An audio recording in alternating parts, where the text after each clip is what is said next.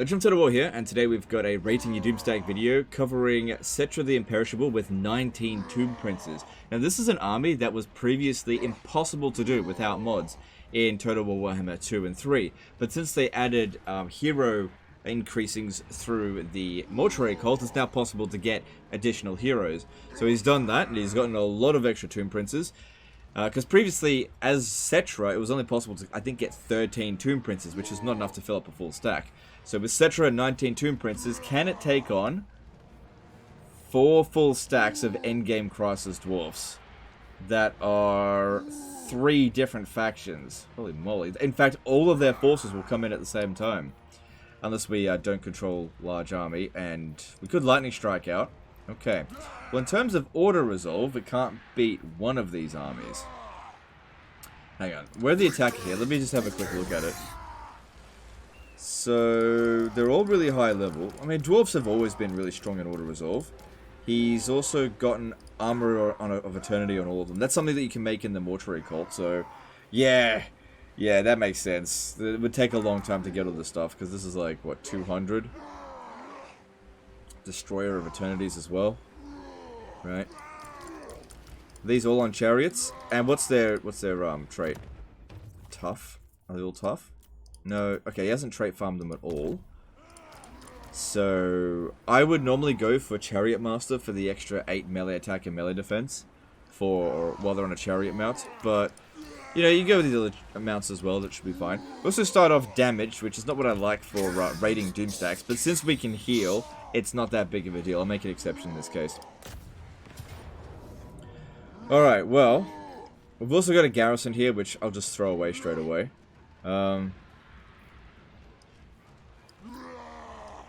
Whatever. Yeah, we'll see how we go with this. We'll see. I'm not going to Lightning Strike, because it's a raiding Doomstack. We'll see how it goes. So this will be interesting. They've got regen, and we can heal through Cetra's ability. And Cetra's a spellcaster, so we could maybe focus on using buff and debuff magic. Well, more like debuff. It's the only one he's got. This is definitely a good test, because I probably get more disaster battles as the Tomb Kings sent in against the Dwarfs than any other race. But 4 full stacks, I don't know, especially when we're already damaged. It's on large unit scale, that doesn't make any difference in this situation here. Alright, maybe just try to keep these out of the way.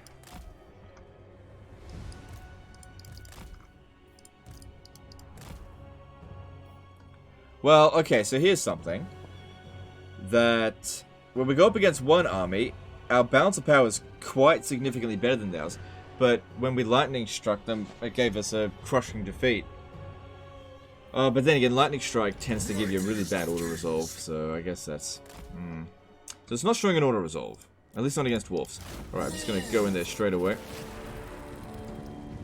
Thing is, I've never seen this many Tomb Princes in an army before, because this would be a fairly new possibility. Do we have like any Helm of Discords or anything? No, he's just got crafted items. No Helm of Discords or anything here. Right, we just want to punch through here. Come at that from a little bit of an angle and try to get in on the missile units, because they will shoot at us. Okay, get into a nice big blob, and then pop down the heels. Okay, in terms of buffs and debuffs, we have... let's see here. Are you kidding me? It's the only spell you didn't get? This is the buff and debuff spell? He doesn't have it! The only spell I wanted to use, he didn't get. Oh, hang on. We should be popping these down at the same time.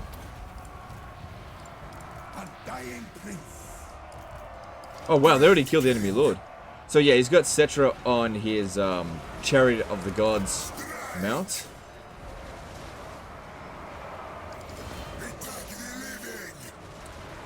I tell you what though, they're absolutely ripping these dwarfs to shreds.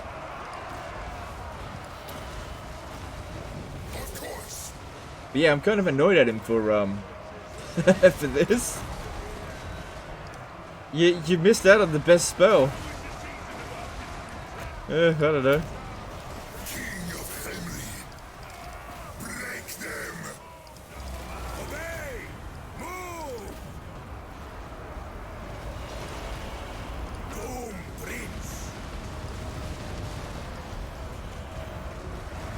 Well, yeah, they absolutely wrecked the Dwarfs. And this would be better if it was Chariot Master, I'm pretty sure of that. Because that way you get your melee attack higher. Because they got really good bonus versus infantry. So if you think about it, right, their melee attack at the moment is actually more like 80. Because you've got 58, it's 28, yeah. And it's all infantry here. It's seeing them absolutely rip like Iron Breakers to shreds. I wasn't expecting to kill that quick. It is very hard battle difficulty, right? Yeah. Difficulty modifier 8. Okay, we got artillery shooting at us. Where? Not taking that much damage. What's our resistances? Plus we got Guardian, so they're all pretty resilient.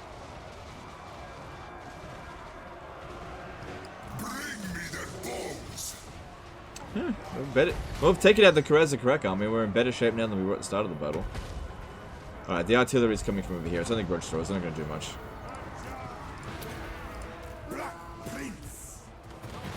This army here is destroyed.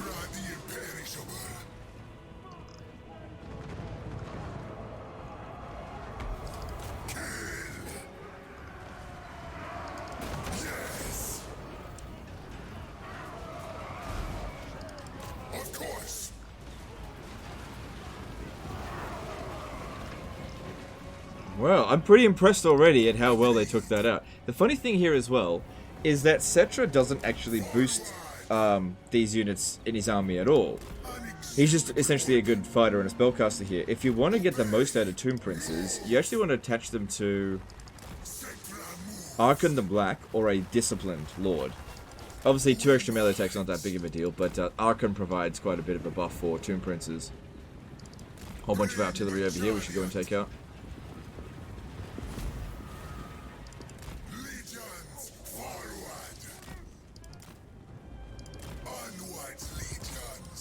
Try to dodge as best we can. But yeah, they've just left it poorly defended there.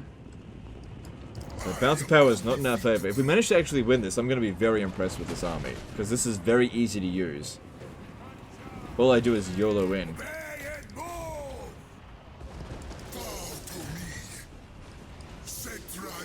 Especially considering as well, it wasn't at full strength at the beginning of the fight. Very quick to kill these infantry units. It doesn't make any difference that it's on large unit scale. Doesn't make any difference at all. If it was a Warhammer 2, I'd be like, these would be stronger if it was smaller unit scale. Because their damage output's not decreased, but the enemy hit points are. Well, infantry hit points are. But in this, the damage is scaled down accordingly. So they sort of fix that little issue. Cetra doesn't have regen though, but these guys here do. I really wish they'd put this little, like, blood plus icon over here so I can see how much regen we've got left. I missed that from Warhammer 2. I don't know why they changed that, it just makes no sense. So be it.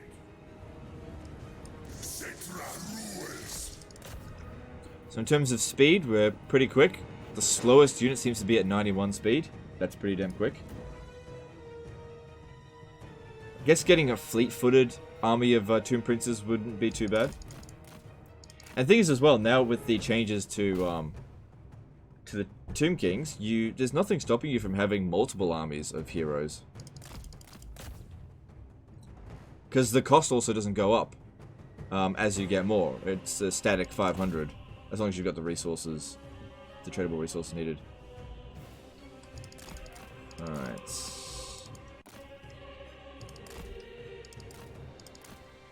A lot of forces here, so don't want to be in 1 times speed the whole time. Yeah, trying to get around and get rid of the enemy artillery because that's worth a lot of balance of power, and we don't want them killing their own troops, but we also don't want them killing our troops as well. Our tomb princes. Good amount of missile resistance. No. I didn't realize I selected them to stay there.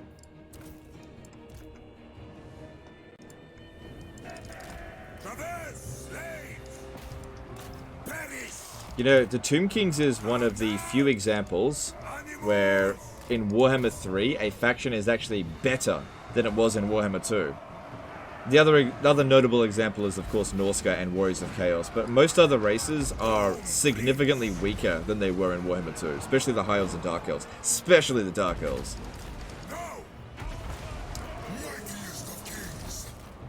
God, the Slayers went down like they were nothing.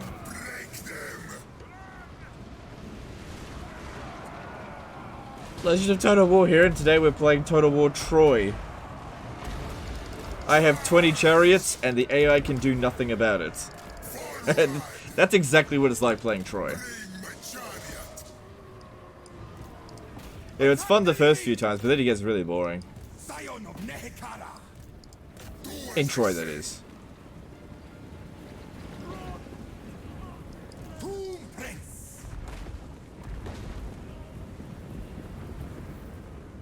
Right, we'll get stuck in a moment. Just wanted to get rid of all these artillery, which that's done. Oh, whoops. Oh, they don't even care about that. Bring me their bones. Alright, get stuck in. Get into a big blob, big dumb blob, and we'll just see how it goes. There's still a grudge store over here, so they're going to do some damage to their own units, but good number of kills on these guys so far as well. We've only really killed off one full stack at this stage. Is that Belagar? Yeah, alright, see if we can aim for him. And don't forget as well, he didn't get the the spell that I wanted. The reasonably good debuff. Doesn't have any Helm of Discords. Okay, some damage is being done here.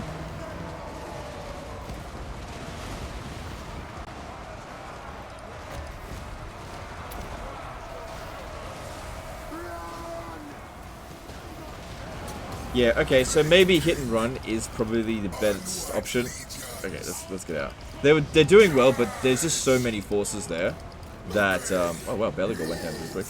There's just so many units here that we really can't afford to make silly decisions.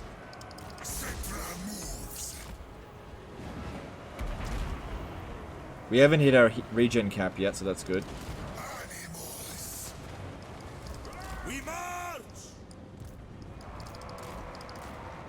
Okay. Let's go after those missile units. I imagine that's where a lot of the damage was coming from.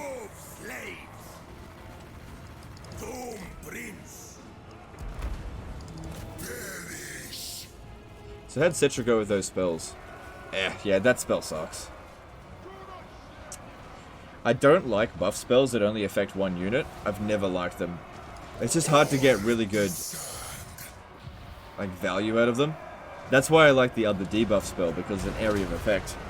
It is a little bit on the expensive side, that spell, but it does last a long time, so that's quite good. So they've got fire weakness, but they're also resistant to fire. So those are flaming attacks. That's it. Get in there, really eat up these missile units.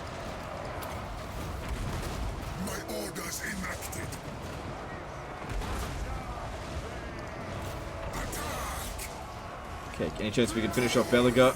I'm actually quite surprised at how quickly they're killing him.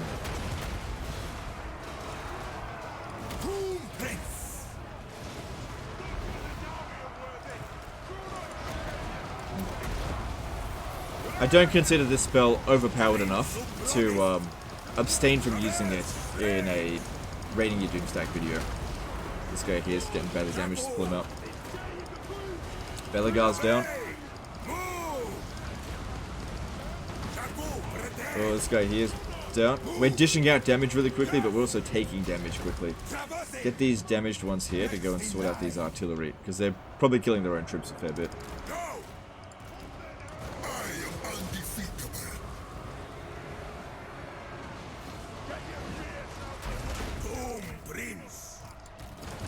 Yeah, come on. Almost out. Almost out. They seem to pull out of combat fairly easily as well, which is good. Decent amount of mass. Can't do anything about the gyro bomber. Just have to suck that up. But yeah, if we had a Helm of Discord or two, that'd be even better here. There's no reason why you couldn't have gotten that. Glittering scales, do we have that? Yeah, anything to just soften up the enemy a bit. King of Henry. Scion of Nehekara. Man. Imagine relying on this piece of crap spell.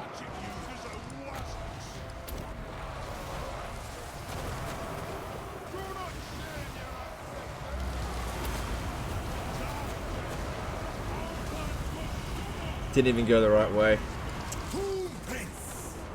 Okay, a couple of our guys are reaching their regen cap. Black Prince. Obey me. But they're all dishing out really good amounts of damage against a very strong opponent.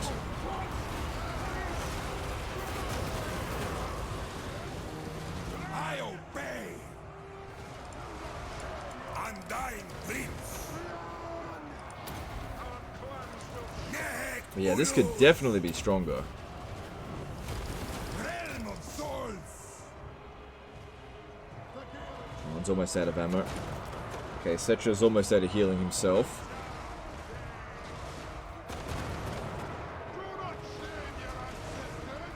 Doom Prince. It is well.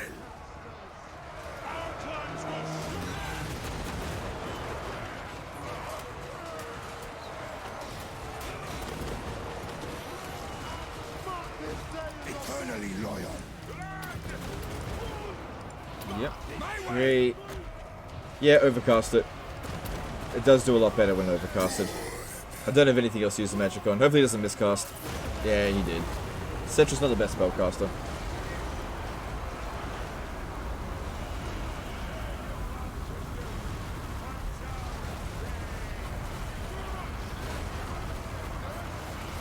Alright, this one here's taking too much damage. Okay, then we can debuff them with this.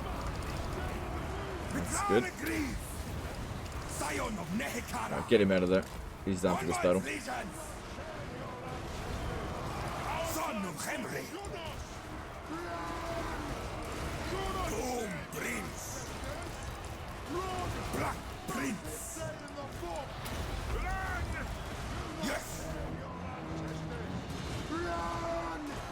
I wasn't even sure if they'd be able to win this battle, but they handled this really quite nicely. Yeah, they had a lot of missile units, they had artillery, they had strong characters, they got magical attacks, they got slayers, they got archers, they got stupid AI, and they are just getting slaughtered by this. So I guess the big thing that this would be weak against, though, is like an all-monster army, because you lose... hang on, we do actually have anti-large. They've all got anti-large, so they would actually be able to handle it. The anti-infantry is a lot higher, though. Alright, army losses coming in on Karak Norn, but they're going to have separate army losses. I think that the army losses is coming for Clan Angrind as well. Just give it a moment.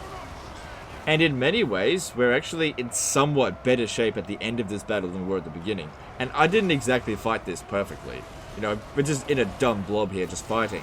Where we would have been far better off hit and run and taking on isolated targets. We would have taken less damage. But I really wanted to see just what this can do, and I'm incredibly impressed with it. I've always thought Tomb Princes were good, but I was never able to build the Doom stack of them because there just wasn't enough capacity.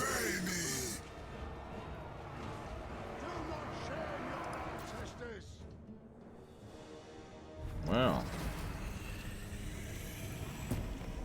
And here's the thing as well, this can be a lot better. I don't think this is the best built Doom stack. So here are some things to consider. This would definitely be better if it was Ark and the Black commanding. Look at that, they all did huge amounts of damage. Every single one of them pulled their weight. Yeah, so it would be better in Ark and the Black. Get their stats up. It's a trivial point of difference, especially when they slaughter the dwarfs that easily. A Disciplined Lord might have been better, but then we would have missed out on a Wizard.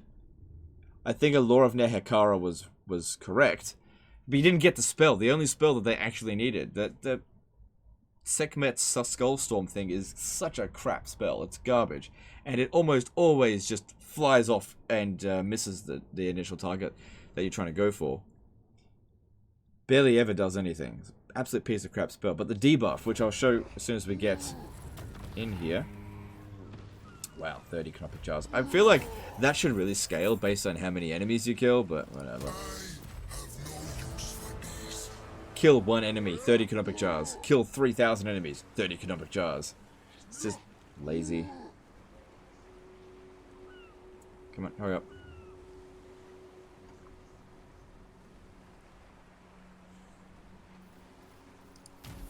So Cetra's at rank 50. So he's not going to get any further improvements.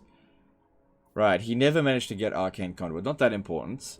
But you should have gotten this one here. Uskep's Incantation of Desiccation. Reduce the enemy melee defense by 24 and melee attack by 40. Okay, and it lasts for 38 seconds.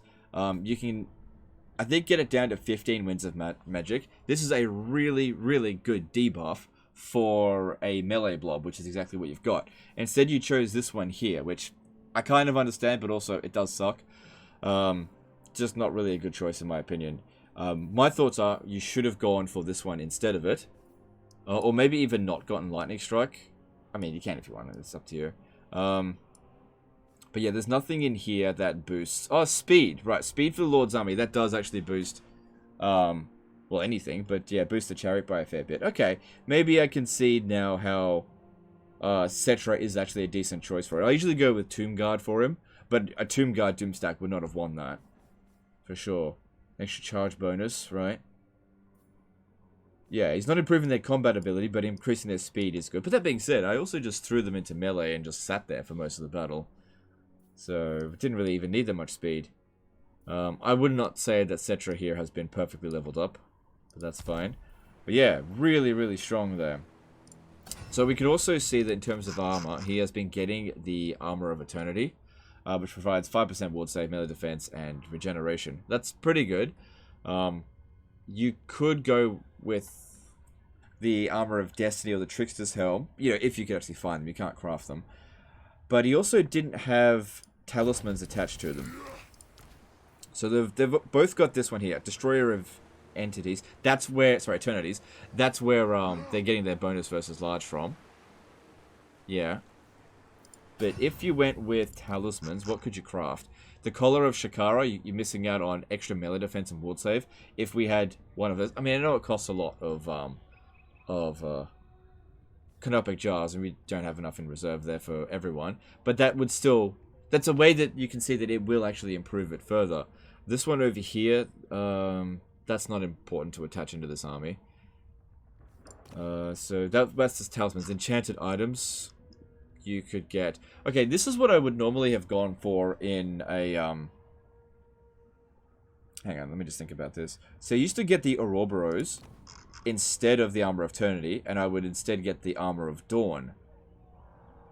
Which, no, actually, that's not as good as the Armor of Eternity.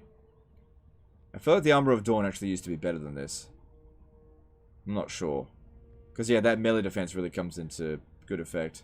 Alright, so maybe don't get the Ouroboros, because spell resistance means nothing. Poison attacks is okay, but it's not that important. What would you put here? Because you're going to get one of those. The Death Mask of Karnut. It's only 4% ward save, but what other enchanted item would even give you ward save and melee defense? So that's fairly good. Potion of Toughness. Get that if you want. So yeah, you can definitely boost them a bit more than this. And they did a good job. Tomb Princes is actually one of those heroes that I think you can spend all of their points and still have left over afterwards. So you've got 9 points there. Like, all of their combat abilities has been done. I was really hoping Creative Assembly would... let's have a look at this, actually. Yeah, okay, so you have 2 points left over afterwards, because the distant one will level up there. I was really hoping that by a year into this game, that Creative Assembly would actually add a few more skills to make the increased rank of heroes, possible rank of heroes, a little bit more useful, because a lot of these guys here are no stronger in Warhammer 2. Sorry, no stronger in Warhammer 3 than they were in 2, despite the increased hero cap level. But they just need to add some more skills, because some of these are... Like, there were Warhammer 1...